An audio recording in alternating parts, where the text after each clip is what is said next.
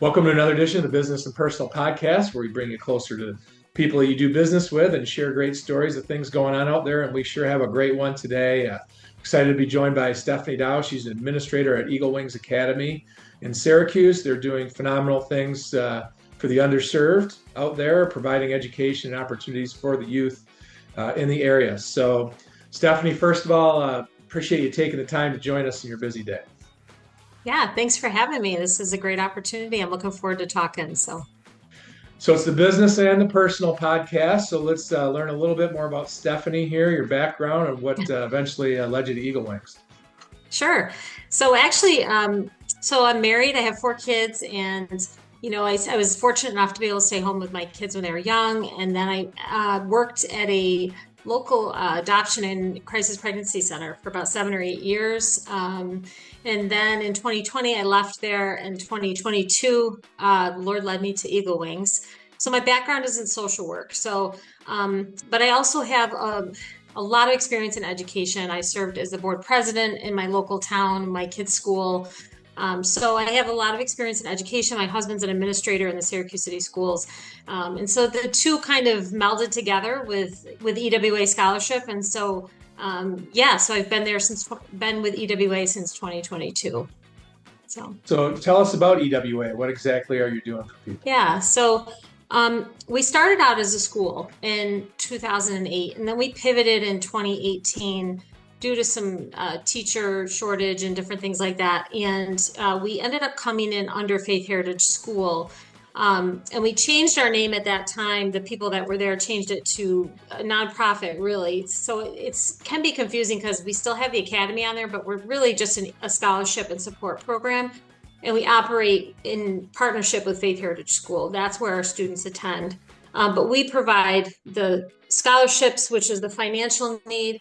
We serve Syracuse City residents that want to have a Christian education, but otherwise can't afford it. So their income level has to kind of fall within that poverty level, if you will. And then we also do a lot of wraparound supports because most of our families are refugee families. There's a lot of communication, liaison work, advocacy that they need help with, especially being in the school system. So that's a lot of what I do on the day-to-day, in addition to the administrative side of things with, we are nonprofit, so we're completely reliant on donations. So there's obviously a lot that goes into that as well. But we serve amazing families, and they are so grateful to have a Christian education. The alternative for most of these families would be in our city schools in Syracuse, which, they have their challenges. And so if you want a Christian education, unfortunately, it just costs a lot of money in New York State. And so that's why we're here, so that we can kind of bridge that gap for them. It's always awesome to see the underserved being served, especially when you look at the landscape of things going on out there right now, for sure. But when you look at the students that have thrived, are there common traits that you see okay, this is the type of student that's a perfect fit for this? Yeah, for us, it's really a partnership with the families. So in order to accept a family into our program, the parents have to be 100% on board with partnering, learning how they can support their kids at home, being open to us teaching them how to support their kids, being willing to, they do have to pay something. So they have to be willing to sacrifice some still to pay for part of their child's tuition, although we come in and support a large portion of that. Our families pay a small amount. So really families that have a deep desire for Christian education, a strong faith, that love the Lord and want to see their kids in Christian education, those families are the ones that are a good fit for our program. Yeah. What are some changes you've observed in the children as they've gone through the academy? You see them as they're onboarding, you see them through the process. Mm-hmm. What are things you just visibly can easily see in terms of improvements that are being made? So, that's a great question. We had a young boy come to us a couple of years ago. He was attending a Catholic school in Syracuse that closed down. And his parents really wanted him to get a Christian education. And so he came to us. He was a little shy. And, at Faith Heritage has a really high standard of education. They have, high expectations. So it can be a big jump when you're coming from even another private school or even a public school. So he came into Faith Heritage, and we with our supports and our, really working with him, he really struggled at first. He, struggled academically, smart boy, but struggled academically, struggled socially, didn't have friends. So, I would meet with him periodically. I would meet with his parents. We would come up with plans to help support him in the classroom. I did a lot of teaching with his family and how they could support him at home because with many of our families, the parents speak their native language, which is not English, and then the kids speak English, but some of them don't know their parents' language, some do.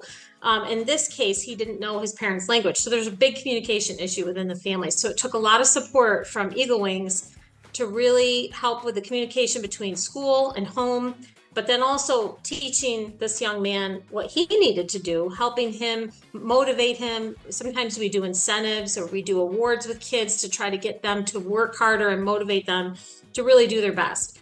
And he has a prayer partner that prays for him. That's part of our program. All of our students have a prayer partner assigned to him.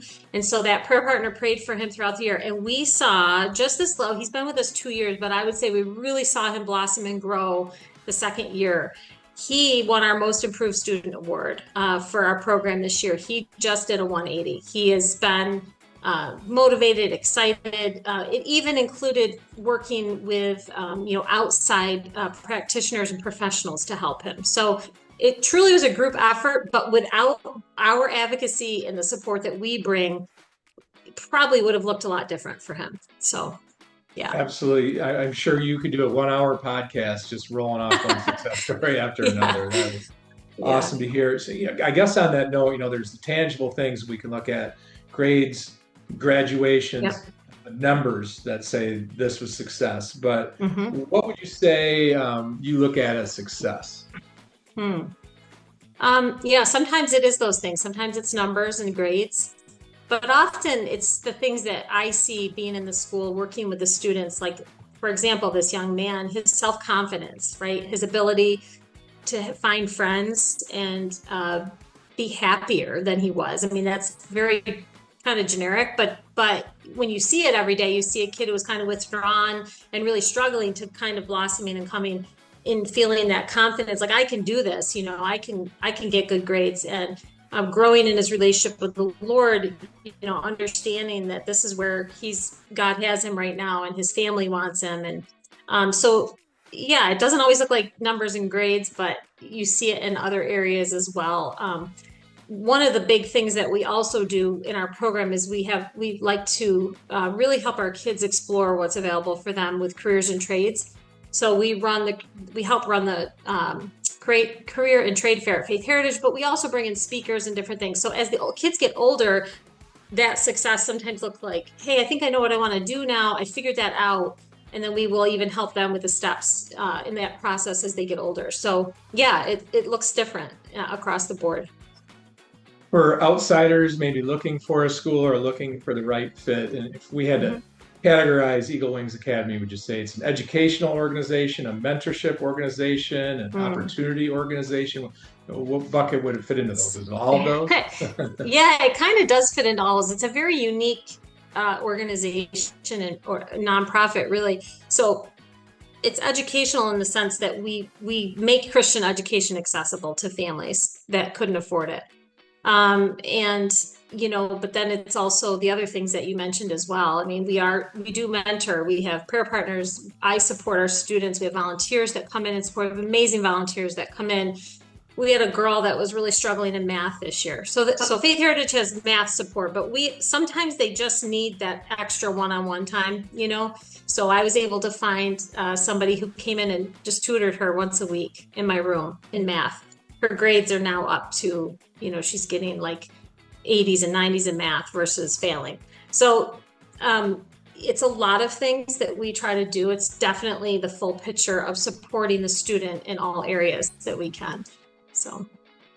And we've talked about what the families learn, what the students learn. What have you personally learned from the families in this whole experience? I'm sure this has enriched your life too, just being a part of it. It really is. Yeah, that's a good question too.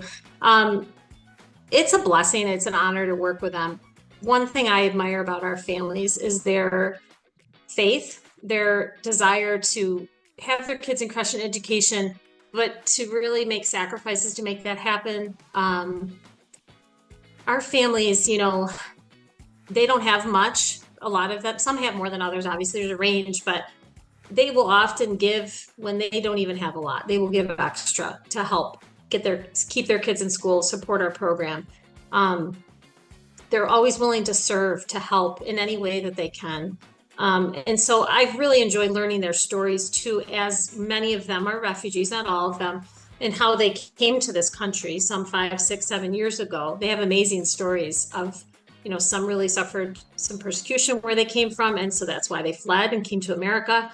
And they're here, they're citizens, they're doing great for themselves. They're really each year doing better, but it's a blessing to really to learn about different cultures, to learn people's stories. It definitely blesses me. Yeah. And I can see and feel the emotion on your face, just from what this has meant to you. It's genuine for sure. Yeah. So anybody that's still listening is interested in maybe either donating to the school or doing a school tour, any of those sorts of things. So where can anybody find you and learn more and just get started?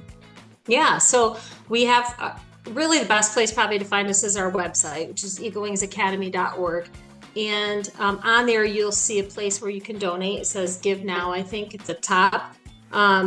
So that's a great place to learn about us, to give. If people are interested in attending Faith Heritage, they would definitely just call the school and tour. And, really where we come in is when there's a family that's in the Syracuse, because Faith Heritage serves families all in our county, not just Syracuse. But our mission is just focused on Syracuse. So if there's a family that is financially needing support or other advocacy supports, that's kind of where we come in that partnership with Faith Heritage. So learn about us on our website. You can donate through there. We're actually kicking off a campaign in July, matching donor campaign. So if people sign up to be monthly reoccurring givers between now and the end of the year, up to $25,000 would be matched in donated funds. So that's really exciting. So, yeah. Love to hear it. Maybe we'll have you on again down the road, Stephanie, for an update. But this was just a great overview of what Eagle Wings does, and hopefully people enjoyed the conversation. I appreciate you joining. All right. Thanks so much for having me. I appreciate it.